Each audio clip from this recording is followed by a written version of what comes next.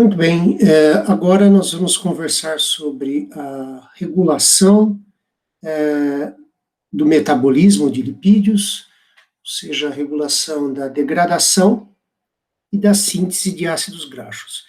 E nós vamos acompanhar esses processos de regulação em duas situações. Uma de baixa glicemia, por exemplo, em jejum, onde a baixa glicemia leva à produção do hormônio glucagon, e a outra situação em alta glicemia, quando o hormônio presente é insulina.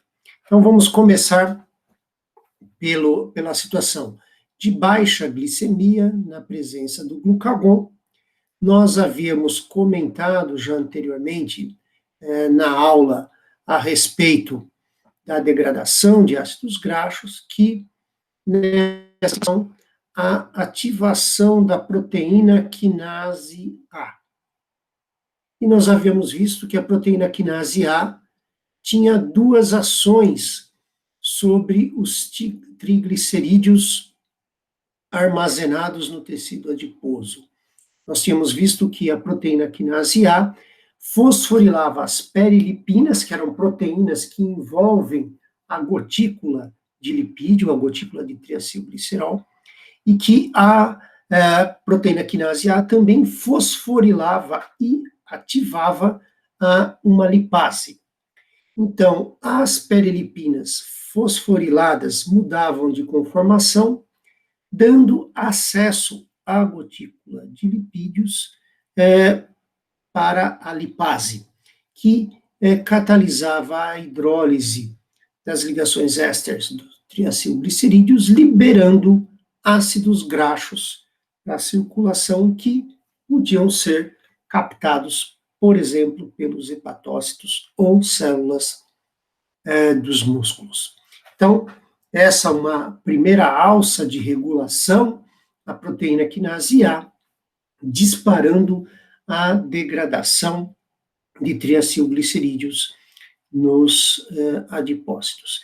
Esses ácidos graxos, captados pelos hepatócitos, por exemplo, eram ativados e transportados pela acil-carnitina transferase 1 para o interior da matriz mitocondrial, onde eles eram metabolizados através da beta-oxidação, produzindo coenzimas reduzidas e acetilcoenzima A. Então, essa uma alça de regulação disparada pela presença do hormônio glucagon. A proteína quinase A tem uma terceira ação nesse contexto, que é a fosforilação da acetilcoenzima A carboxilase. Essa enzima era essencial no processo de síntese de ácidos graxos, porque ela convertia a acetilcoenzima A malonilcoenzima A, que adentrava a via de síntese no ácido graxo sintase. Então, ao fosforilar a acetilcoenzima A carboxilase, forma fosforilada, modificada covalentemente, essa enzima se torna inativa. E, portanto, o processo de síntese de ácido graxo está desligado nesta célula. A outra situação que eu comentei que nós iríamos acompanhar é em alta glicemia. Então, alta glicemia. Então, glicose agora é uma refeição rica em carboidratos, eleva a glicemia, leva à produção do hormônio insulina e não temos mais o glucagon presente. A presença da insulina, como nós já havíamos visto anteriormente em aulas de transdução de sinal, leva à ativação de fosfatases, que, por exemplo, podem, nesse contexto, desfosforilar a acetilcoenzima A carboxilase. E agora, essa enzima, sem essa modificação covalente, está ativa. A disponibilidade de glicose, alta glicemia, como nós havíamos visto, podia levar à formação de acetilcoenzima A, que no ciclo de Krebs ia a se combinar com oxaloacetato, formando citrato.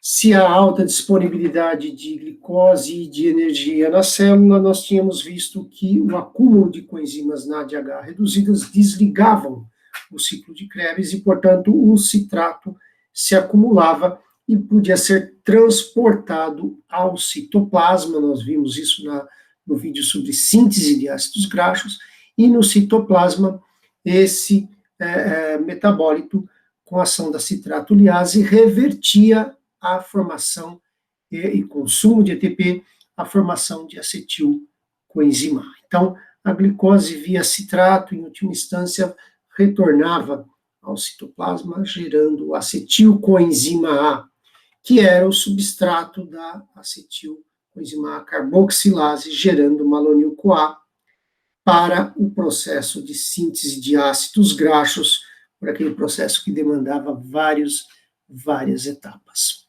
Então, a remoção da modificação covalente da fosforilação, ativando essa enzima, e agora substrato disponível para, que é o acetilcoenzima A, disponível a ela para gerar malonil-CoA e a síntese de ácidos graxos.